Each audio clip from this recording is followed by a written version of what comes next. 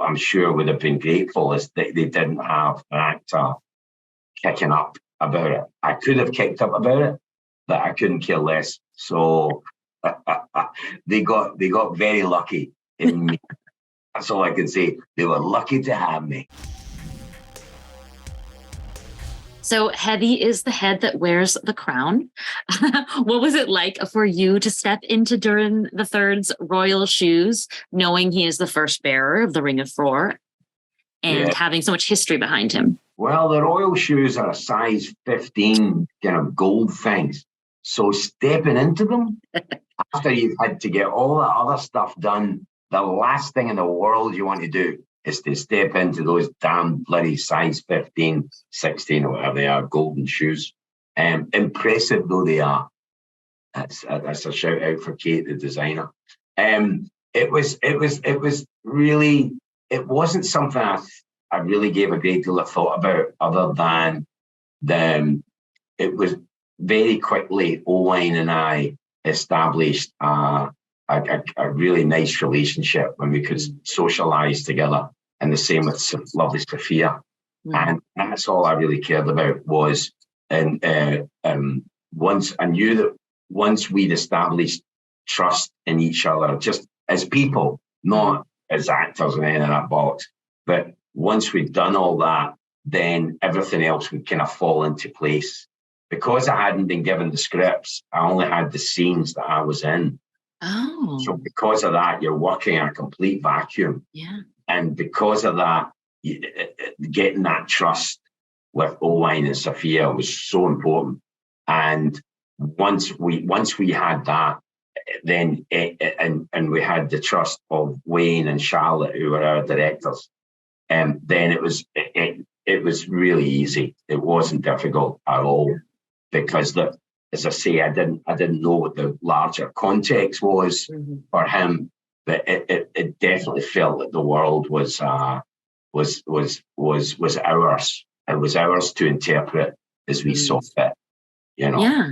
And that's really important, particularly in a production this size, with the big sets and the supporting artists and all that. It's really vital to have that very simple, straightforward kind of through line for it all. Yeah, and that works really well for your character, because Durin III is one who kind of wants to be isolated, as opposed to his son who's reaching out, befriending elves. So what was it like for you to kind of be at odds with the person that you're closest to on set? Yeah, again, that comes really easily. Once you have that trust with one another, then you can be really horrendous to one another with impunity. Because you know that there's no real animosity there. I think the big mistake some actors make, because they're a bit stupid. Actors on the whole, we can be really stupid.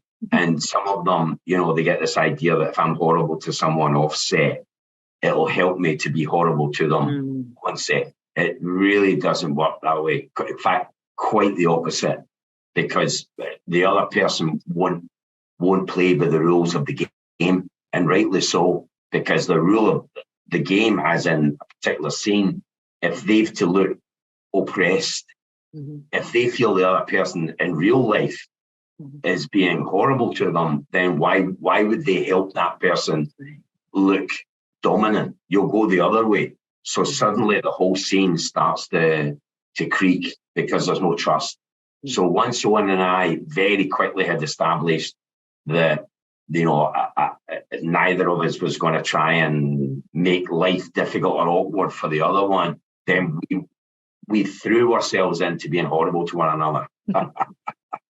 I love that. Very easy.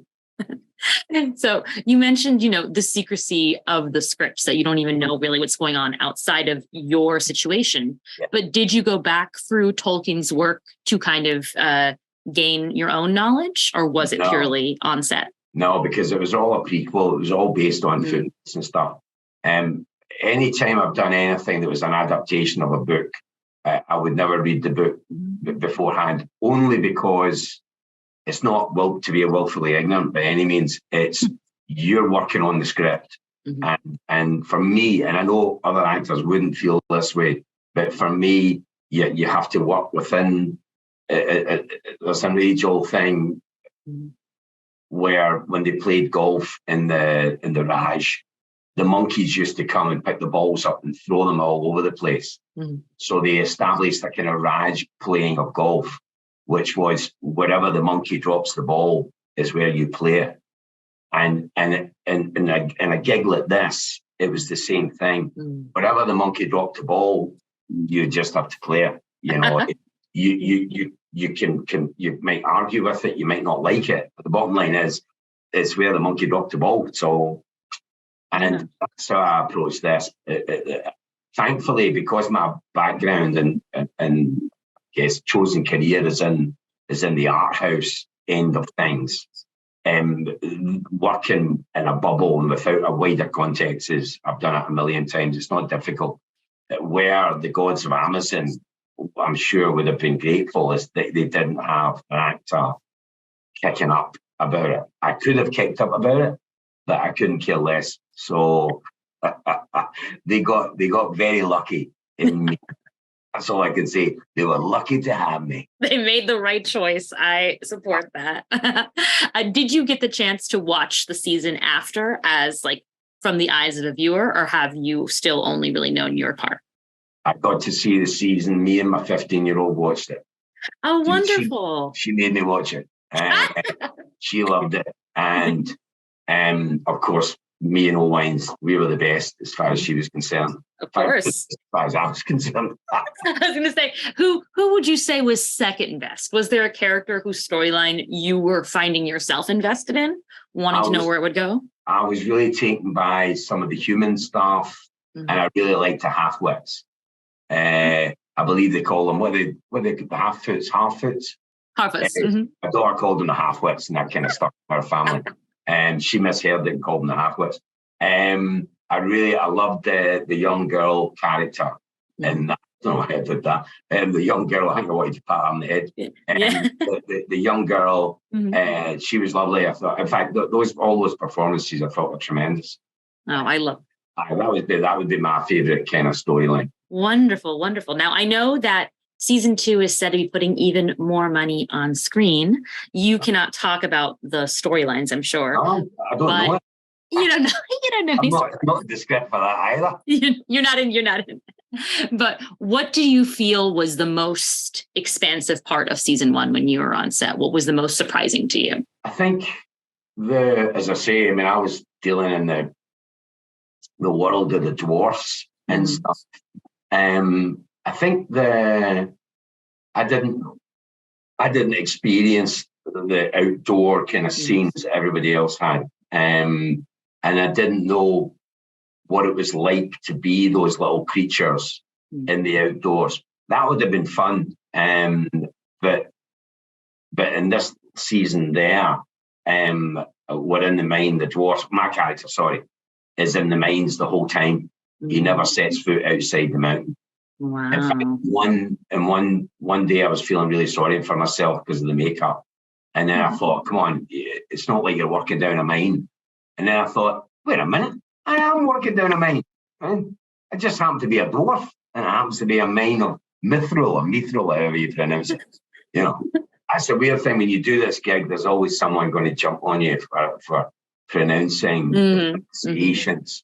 They become really, I mean, not the people, but the doing all that does my head in, just all that. It took me days to try and say, I had to Callan Brimbor. You're like, why can't he just be called Reg or Stan? And why did Tolkien not like any consonants? Everybody's called out. You're like, what the hell? Whenever you say their name, it's like somebody's vomiting on you. It's like, what's going on? Who's so it took me days, and because I don't get the scripts, I didn't know if I liked Callan Brimbor or hated Callan Brimbor. So I had to say his name, not even knowing how to say it. So I had people jump on me going, no, it's Callan Brimbor. Yeah, Reg. It's very realistic, I think. Sometimes people just don't know how to pronounce other people's names. Exactly. There you go. That adds to the realism of the world. Exactly. And you never get that, these big fantasy things. Why doesn't someone say, bring in Collie Brimbor, and someone cuts your tongue out because you said his name wrong? You know what I mean? Well, we'll add that hopefully next time. Thank you so much. It was a pleasure speaking with you. And you take care. Have a great day.